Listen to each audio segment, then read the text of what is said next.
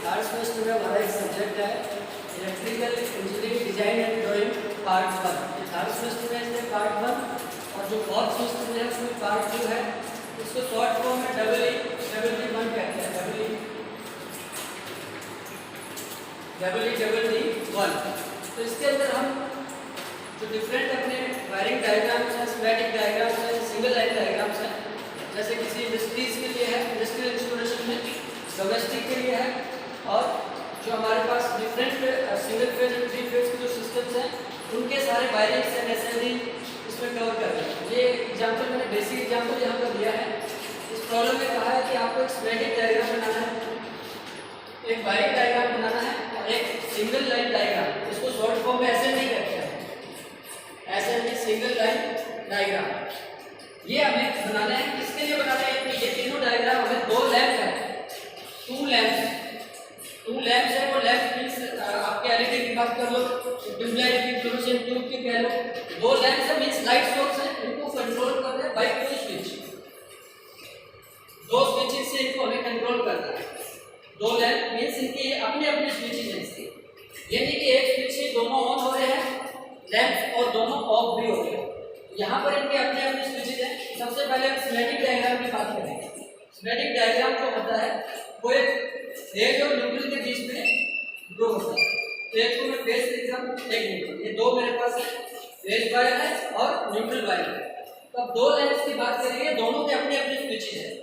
तो हमेशा ही जो फेज वायर है वो आपका लोड के पास, जैसे ये यहाँ पर मैं एक लैंप लगा देता हूँ, ये पहला लैंप लग रहा है L1,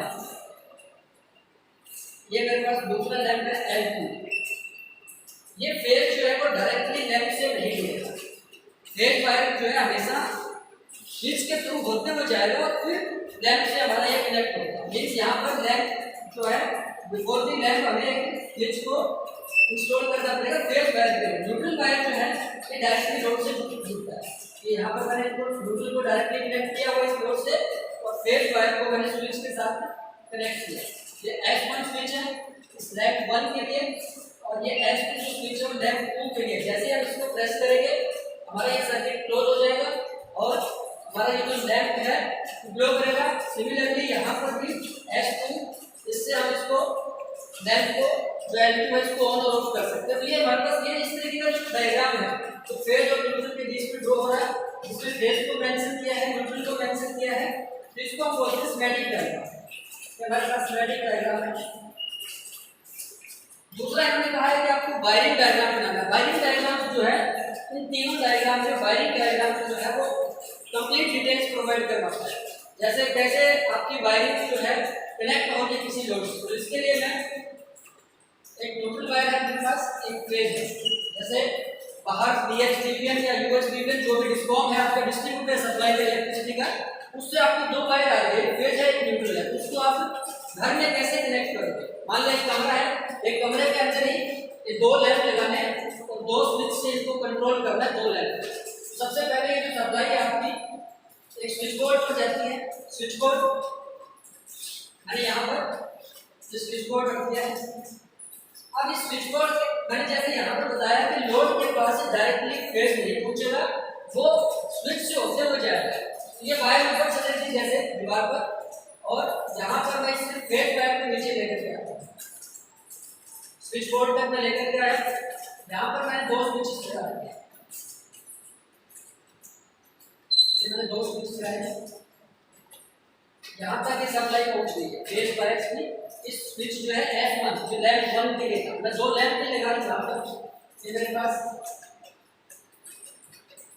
2 लैंप है L1 L2। यहाँ से इस स्विच से मैं उस लैंप को कंट्रोल करना है। तो न्यूट्रल वायर मैंने कहा था हम डायरेक्टली वहाँ पर लोड के पास पहुँचा देते हैं। जो फेज वायर हमारी होती है वो स्विच के थ्रू पहुँचानी हमें। इसको यहाँ से मैंने वापस लिया, स्विच के थ्रू S1 स्विच है मेरा, इसको ऑन करें तभी ये इसको क्लोज करें तभी सर्किट कंप्लीट होगा। और फिर L1 ये यहाँ से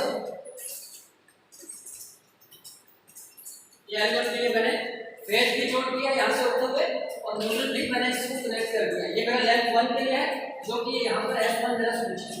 अब यहाँ से सप्लाई पूछा नहीं, तो इसको इसके अंदर से इसको क्लोज करेंगे, फिर यहाँ पूछेंगे, इनको कनेक्ट करेंगे, स्विच करेगा कनेक्ट। तो यहाँ से इसको यहाँ से नहीं जोड़ना है, यहाँ से जोड़ेंगे ये तब तक दूसरा वाला नहीं चलेगा जब तक कि पहले वाला भी ऑन होना चाहिए उसके लिए, क्योंकि हमें इसके यहाँ से जोड़ेंगे तो उसकी इसकी जो कंट्रोलिंग है उस पर भी डिपेंड करेंगे ओनली S1 स्विच। फिर मैं यहाँ से इसको फोल्ड कर रहा हूँ, यहाँ तक सप्लाई पूछी इसको, तो यहाँ तक, फिर मैं यहाँ पर जैसे इसको ऑन करेंगे यहाँ पर सप्लाई पूछेगी और इस तरीके से मैं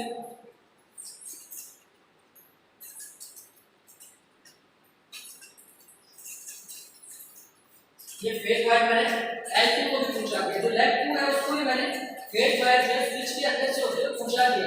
अब उसका एक न्यूट्रल वायर हम लेकर के जाएंगे। अब न्यूट्रल वायर जो है अगर हम यहाँ से लेकर के जाते हैं तो उसको हम बोलते हैं टी जॉइंट सिस्टम बोलते हैं।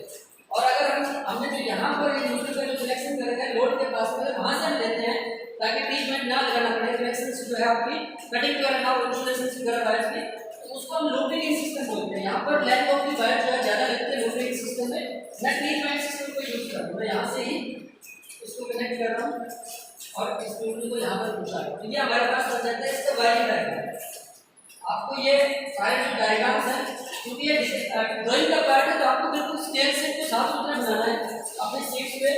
जो अभी जो क्लासेस ऑनलाइन चल रही है उसके लिए सारे के सारे इंस्ट्रक्शंस में प्रोवाइड करवा रहा हूँ। HSPD का भी एक उनका यूट्यूब चैनल है, ई कंटेंट्स भी प्रोवाइड किए गए आपको, कॉलेज की वेबसाइट पर भी अपलोडेड है और मैं अपने चैनल से भी इनको सबको लगा रहा हूँ। उसके अंदर आपको फॉर्म फिलिंग लेकर के कुछ वीडियोज आपको इसको लेकर के मिलेगा जो ड्राइंग का पार्ट है। और ये हमारे पास एस्टिमेटिंग कॉस्टिंग में बहुत काम करता है। एस्टिमेटिंग कॉस्टिंग के अंदर हमारे पास जो हम एस्टिमेट बनाते हैं, किसी एक कमरे के अंदर 4 पंखे लगाने हैं, 4 लाइट लगानी है, स्विच बोर्ड लगाने हैं, उसका एस्टिमेट बनाने के लिए भी हमारे पास ये उसमें भी एक वीडियो और एस्टिमेटिंग कॉस्टिंग जो है आपका इस बार आज के अंदर, उसके अंदर भी ये सेम आपका जो भी वायरिंग डायग्राम्स हैं और स्कीमेटिक डायग्राम्स हैं उनसे हम एस्टिमेट्स तैयार करते हैं। तो ये मेरे पास इसका वायरिंग डायग्राम है। न्यूट्रल जो है आपका डायरेक्टली जा रहा है, यहाँ पर भी न्यूट्रल डायरेक्टली लोड के पास जा रहा है। लास्ट में इन्होंने लिखा कि आपको एक सिंगल लाइन डायग्राम भी बनाना है। अब इसमें लाइन्स जो है वो बहुत एक से ज़्यादा है वायरिंग डायग्राम में। अब इसको सिंगल लाइन में हमें कन्वर्ट करना है। सबसे पहले ये एक लाइन आपको लेनी है। अब यहाँ पर कितनी वायर आ रही है, एक और 2 वायर आ रही है, हमने 2 दिखा दिया। फेज न्यूट्रल कुछ नहीं लिखना है, सिंगल लाइन डायग्राम में हमें फेज या न्यूट्रल कुछ भी नहीं बताना है। यहाँ पर मैंने न्यूट्रल लिखा, फेज लिखा, E means phase, N means neutral, दोनों में मैंने मेंशन किया वायरिंग डायग्राम में भी as well as in schematic diagram. यहाँ पर मैं कुछ भी मेंशन नहीं कर रहा हूँ। मैं यहाँ से चला एक बार 2 वायर जा रही है, फिर ये सबसे पहले स्विच बोर्ड की तरफ जा रही है, स्विच बोर्ड की तरफ एक आई, 2 वापसी गई, एक S1 स्विच से गई है, एक S2 से, 1 2 3, 1 2 3 ये मैंने यहाँ पर ये मेरा स्विच बोर्ड है SD स्विच बोर्ड। फिर आगे चले हम, आगे चले पहला लैंप आ रहा है, ये लैंप का सिंबल होता है। जो पहला यूनिट है उसका उसके अंदर ये सिंबल्स रखे हुए हैं। ट्रांसफार्मर का सिंबल क्या है, करंट ट्रांसफार्मर का क्या है, वोल्टेज ट्रांसफार्मर का क्या है, सर्किट ब्रेकर का क्या है, आपका आइसोलेटर का क्या सिंबल होता है, फ्यूज का क्या है, चार्ज फ्यूज का क्या है, उसमें उन सिंबल्स का जिसमें यूज रहता है ड्राइंग में। तो मैंने यहाँ पर पहला लैंप रख दिया है। तो इस लैंप की तरफ वायर गई कितनी, एक ये और एक ये, 2 गई, मैंने यहाँ पर 2 लिख दिया। अगर ये लूपिंग सिस्टम होता फिर मैं यहाँ पर 3 लिखता, क्योंकि लूपिंग सिस्टम में यहाँ से एक वायर वापसी जाकर उससे जुड़ती है, जो न्यूट्रल वायर है उसको हम यहाँ से लेते हैं लूपिंग। तो ये ज्वाइंट बॉक्स सिस्टम है, तो इसलिए मैं यहाँ पर जो है टी बना रहा हूँ उसको टी सिस्टम भी कहते हैं।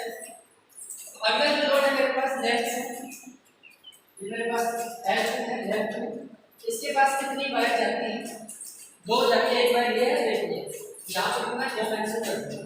जैसे 2 लैंप के लिए था, इस तरीके से 4 लैंप के लिए भी हो सकता है, मोर देन 10 स्विच बोर्ड भी हो सकता है। यहाँ पर सिर्फ एक स्विच बोर्ड था, किसी कमरे में एक से ज़्यादा स्विच बोर्ड हो सकते हैं, 2 कमरों की वायरिंग भी करवाई जा सकती है, 4 कमरों की भी बन सकती है। ये मैंने बिल्कुल एक सिंपल पहला एग्जाम्पल दिया कि हमारे पास सिंगल लाइन डायग्राम बन जाता है, SLD सिंगल लाइन डायग्राम, जिसके अंदर सिंगल लाइन है, उसमें नंबर्स मेंशन कर रहे हैं कि यहाँ पर कितनी वायर जो आपकी रन कर रही है। ठीक है, आगे इसमें जो वीडियोस हैं उसके अंदर मैं कुछ और ड्राइंग का जो पोर्शन है वो लेकर के आऊँगा आपके सामने।